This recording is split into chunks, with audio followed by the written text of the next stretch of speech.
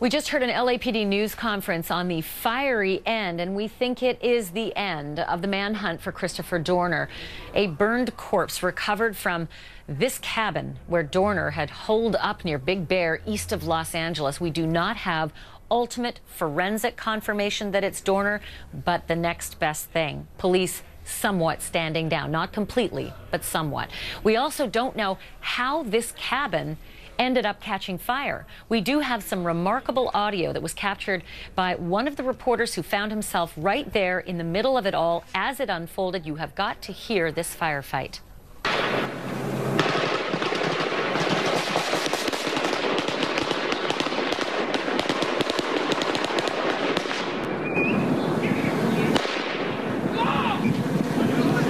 I hear some screaming. And as for the fire, we do know that police used smoke bombs and that Dorner apparently did as well. Here is more from our LA affiliate KCAL and the reporter who was in the middle of that, Carter Evans.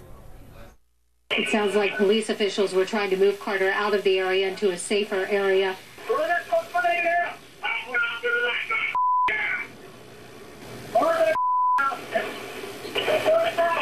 Get going right now.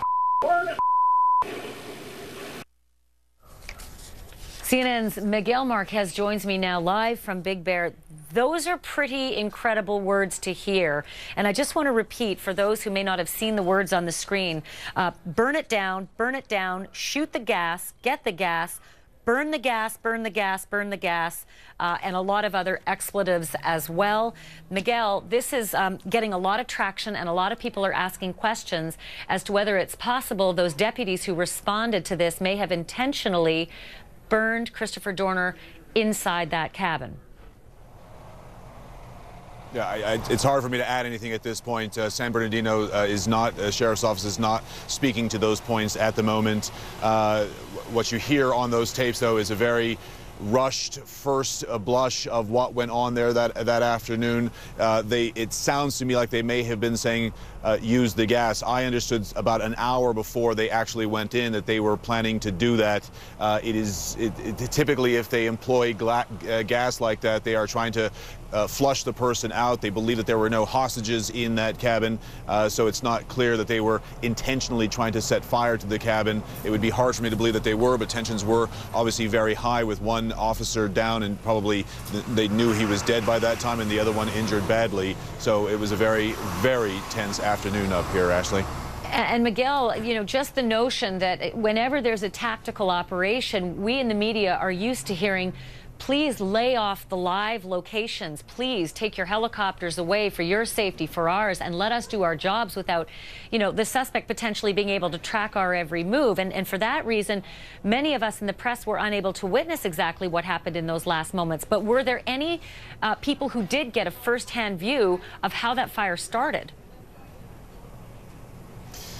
Look, there was concern among law enforcement that Mr. Dorner may have been monitoring either television, radio, both, or even the internet.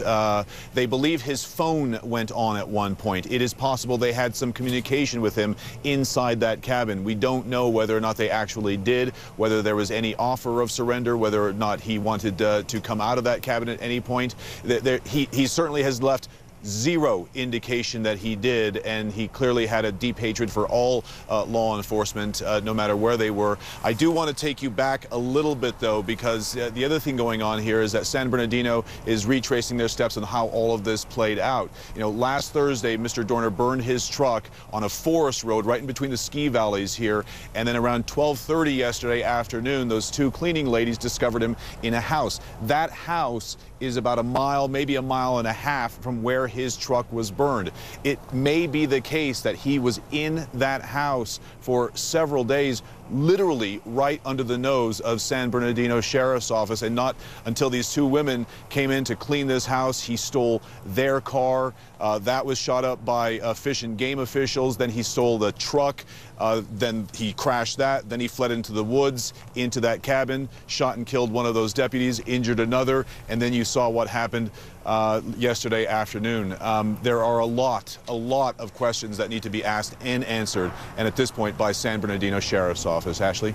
All right, Miguel Marquez joining us live now from the Big Bear area, and joining me now on the phone is CNN contributor and former FBI Assistant Director Tom Fuentes. Tom, you were one of the first people I thought of when I heard these terms that were being used, and I just want to go over this again so everyone is absolutely clear what was recorded from the officers who were responding at that ultimate location of the fire. Burn it down, shoot the gas, get the gas, burn the gas, burn the gas, burn the gas, burn the gas. Hey, hold it, get out, get the F out. I suspect that is the reporter who is being told by the officers to get out of the way of this very dangerous situation.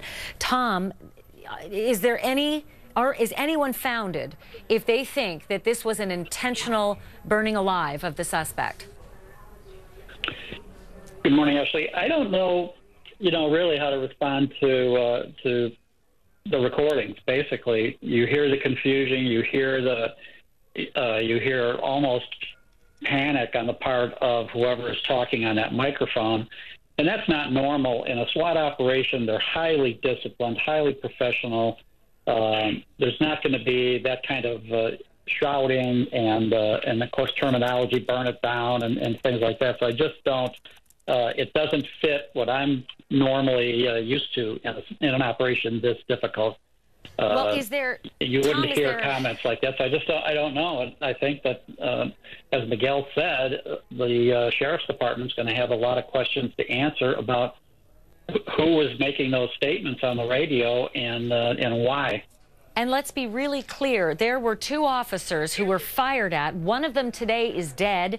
The other one is in the hospital having undergone surgery because of exactly what was going on inside that cabin. Is it potentially even justified that you want to take out the suspect no matter what you use, be it bullets, be it fire, be it gas? Is it possibly justified that they did intend to burn down the cabin? Normally, I would say no, it's not justified. If he was in the process of actively shooting at those officers that moment, then they would have to return fire. But if there was any chance that he could surrender, they would have to accept his surrender. So as soon as the subject calls it off, if you will, and stops the aggressive action and wants to surrender, you have to allow that process, allow him to surrender and take him into custody. Now, in this case, when they don't see him and they don't know exactly what's going on, and we don't actually know this moment what whoever is yelling in that microphone is seeing, and I think that's the important thing here. So there could be other factors leading to this, leading to him to shout that in a way, rather than just fire bullets at that cabin. If he was firing at them at that moment for any reason, although you don't hear it in the recording, you would think you would hear gunshots in the background. Is there something... So I just really am at a loss to explain why, if that's an officer yelling those commands and yelling burn it down, I really don't understand why that would be the case. All right, well, listen, I am certainly a novice when it comes to the tactical equipment that can be used in a situation like this, but I think it might have been you at one point during the live reporting referred to something called a burner. Was that you? And exactly, if it wasn't you, and do you know anything about what a burner is, if it's a device that's used? No, I didn't hear that term in the coverage yesterday, and I didn't use it. What I said was that some of the devices used in a tactical, especially when they're going to assault the location and attempt to either apprehend or, if it's hostages, rescue hostages, if they use what's termed a flashbang, which is a grenade simulator, it makes a tremendous noise. It makes a lot of smoke, and it's to disorient the subject long enough to give the tactical team a 1-second advantage while he is stunned. The other aspect is that tear gas canisters, if they're injected in there, some are not incendiary devices, but there are still some tear gas in use by SWAT teams which are an incendiary. In other words, tear gas is a misnomer. It's not a gas. It's actually little tiny particles that irritate the membranes of a human body. Those particles are made airborne by smoke. The smoke is created by the fire in the grenade. So the grenade goes in, ignites, creates smoke. The smoke carries the pepper or the irritant, if you will, to disable or at least severely cause discomfort to the subject that's inside there. So some of those devices will create a fire, some will not. I don't know what device or type of device was in use by the sheriff's SWAT team during this assault. Which is critically important information, that there may have been tactical devices that could cause a fire, a collateral situation. But I just want to read for you a few more comments that were made by one of the officers on the scene. And I want to just get your take on whether that might make a difference, because there is definitely a different tone, a different tenor, and most of the words I can't say. So I'm going to have to make my way through this. Burn that smoke grenade out. Burn that effing house down. Gonna burn it down. Get it going right now. Effing burn this mother effer. Does that change the dynamic here, Tom? It just sounds terrible. I'll admit that. And we don't know everything that was going on at that specific moment, and we don't know who's saying this. And I think that's the key to this, is who is yelling this out to their other officers. It's unprofessional. It's unprofessional to use language like that. I don't understand if it's tactical teams talking to each other or their commander talking to them.